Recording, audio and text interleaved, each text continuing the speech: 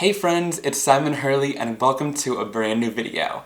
Today I'm sharing 3 different ways to get stamping with your Lunar Paste to combine the beautiful designs of your stamps with the stunning shine that comes with the Lunar Paste. For this first card, I'm going to be using the Love Heart stamp set from Gina K and the matching coordinating dies as well. I love this one because it's got a bunch of solid hearts with different designs, so it's going to be great to stamp with the Lunar Pastes.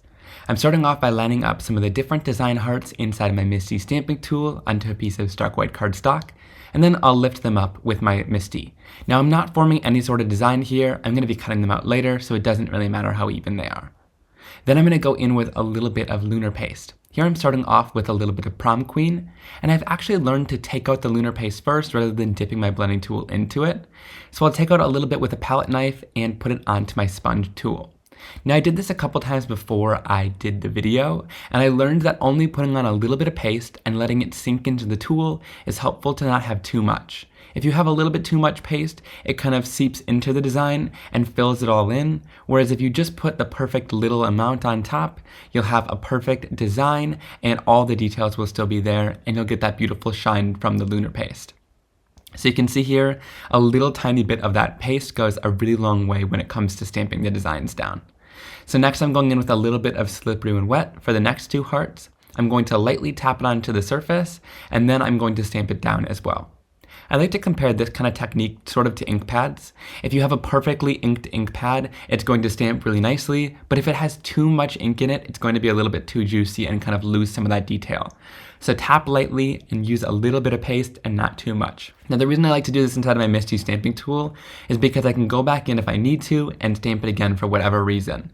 Here, a little bit of the design missed and had some skips, and I wanted it to be more bold, so I went back in with another layer and did another layer of stamping.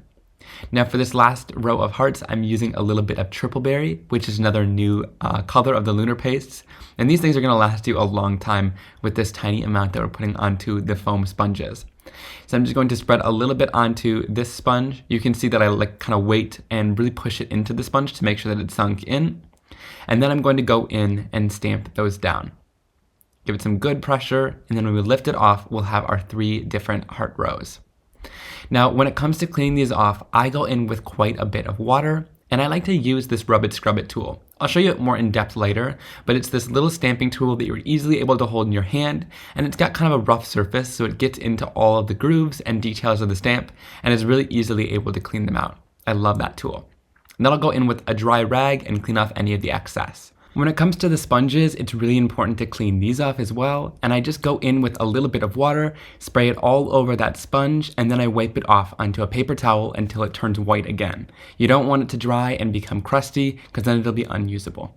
I love that there's a coordinating die set with this, so I was easily able to just line up the little heart, leave a little border around each one, and it was simple to cut all these out nice and quickly so you can adhere them to a different colored background.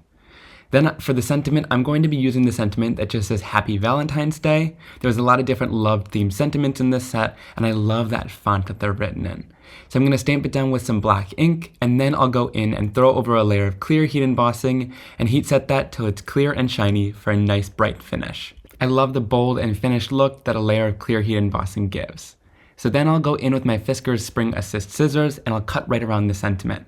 The reason why I do this is to make it give a little bit more of a finished look. Sometimes I'm not a huge fan of just the sharp edges of a rectangular sentiment, so I like to cut it out pretty easily. And these Fiskars Spring Assist scissors really help get into all of the details. Now to make the background stand out, I'm going in with a layer of Piggyback, which is my lightest pink ink, and I'm just going to blend it around the edge. You guys have seen me do this a lot, and this is a really helpful technique to make the edges kind of a little bit darker, and it draws your eye to the focal point where it's a little bit lighter at the center of the card. That helps kind of frame everything in really nicely. Then I'll go in and use a little bit of foam tape to adhere all these different hearts down and the sentiment to pop them up off the background. And there is a closer look at the finished card. I love how it turned out, and that stamping with the Lunar Paste is so much fun to get a nice bold, vibrant, and really shiny and shimmery look. It's just beautiful. For the next stamping technique, I'm going to go in using stamping foam. You can use any of the stamping foams, but here I'm using the new Heart Cut stamping foam for that really fun heart shape for a Valentine's Day card.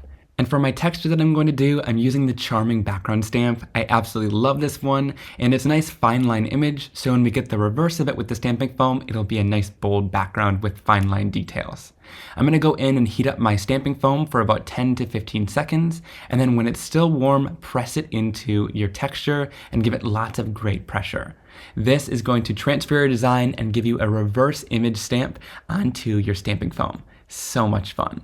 Now to do the stamping, I'm going to create a palette of my Lunar Paste colors off to the side. I'm using the exact same 3 colors and just taking a palette knife and applying them down to a piece of plastic packaging. Now you'll see when I apply my colors down, I kind of do a layer of flat color. You don't want it to be too raised or anything, and you really want a small amount of the Lunar Paste again, because you can always add more in a little bit. Then once I'm done laying that color down, I'm going to take my brayer and just kind of roll it back and forth through the Lunar Paste to pick up my color. Going back and forth with the brayer will kind of blend the colors together and flatten them out, and then we can bring our Lunar Paste covered brayer onto our stamping foam and start rolling it on to apply the color down. This is going to hit all of the raised surfaces of our design, and then we can go in once it's all inked up and stamp it down onto our black cardstock. The black cardstock is really going to bring tons of shine and color from that Lunar Paste. So then there we have our first stamping. It looks beautiful, but the cool part about this technique is that you can keep going back in with the same colors and really easily ink up more images. So if you have a bunch of cards you want to make at once, of course you can, but here I'm going to go in with the same hearts and stamp kind of a row of the hearts onto my card. I really love using the Lunar Paste on the stamping foam because sometimes I get a little bit nervous to bring the Lunar Paste or paint to my actual stamps. So this is a lot easier, and the stamping foam is super easy to clean after since it doesn't have as deep of grooves. So there's my finished background, but before we do anything else, I want to clean things off. So I'm starting off with the brayer. I'm going to wipe that off before anything dries on it, and same thing with the stamping foam, applying a layer of water and really easily wiping that off, and it comes clean. The Lunar Paste dries super quickly when it's applied thin like that, and when it dries, the shine is just so stunning and outstanding. Now to finish off this card, I'm going to go in and use my fussy cutting Fiskars Spring Assist scissors again, and I'm just going to cut around the right side of those hearts, leaving a little bit of a black border. I like to cut things out like this and apply it to a different colored card base to add a little bit more contrast and interest to the card. When it comes to the card base, I wanted to do something a little bit more interesting, so I'm cutting off the front half of the card base, leaving the fold section there, so that I can easily add a little bit of adhesive to that left side where the fold is still on there, and we can apply our heart background to that side.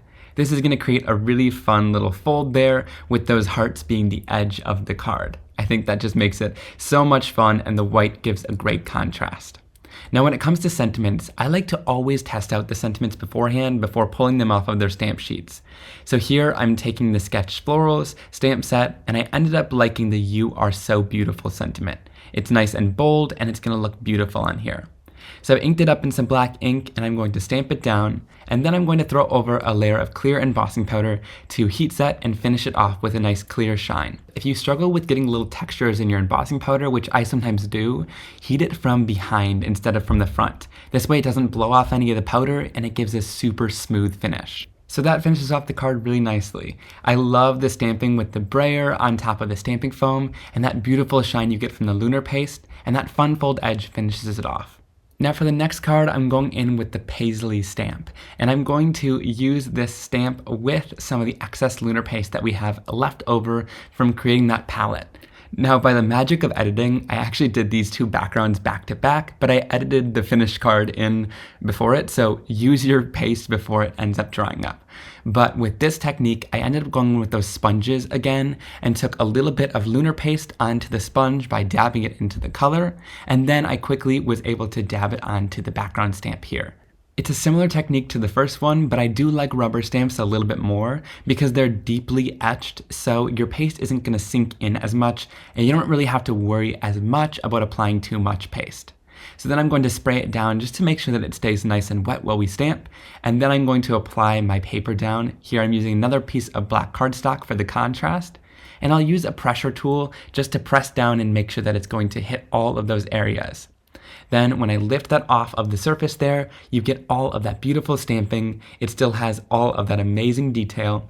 And here I just went in and quickly heat set it to dry it. This is just because I'm impatient, but you could totally skip that step. It dries really quick, and then there it really brings out the beautiful shine once it's all nice and dry, and that background is stunning. Now before we do anything else, once again, cleaning is super important. So there's a more up close look at the Rub It Scrub It. It's kind of like a spongy, more rough surface on the front, and this is going to be super helpful for like a rubber stamp too, where it's got all those deeper grooves. It really gets in there and cleans this off, and I cannot recommend that enough. So clean everything, and then we can move on to the rest of our card.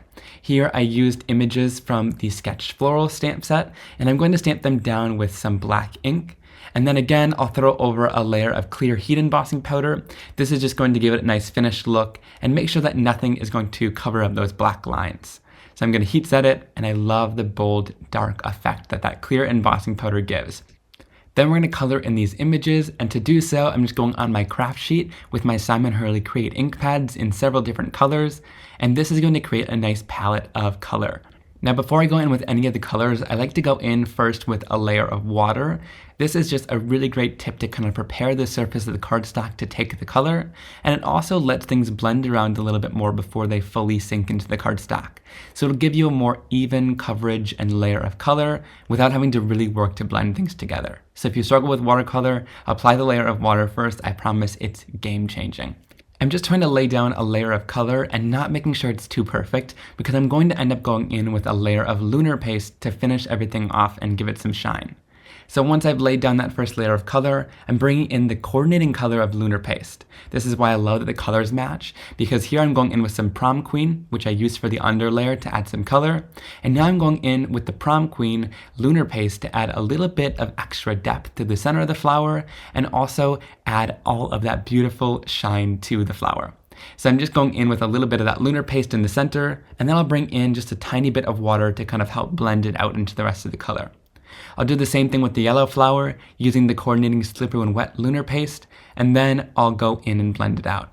Then I added this down onto our background there with the sentiment from that same stamp set, and it finishes it off beautifully. I love the coloring with that Lunar Paste and also the beautiful stamped background we created. Alright guys, I really hope you enjoyed this video. Leave a comment down below on which card was your favorite, and I'll see you back again soon for another card making and crafting tutorial. Have a great day. Bye!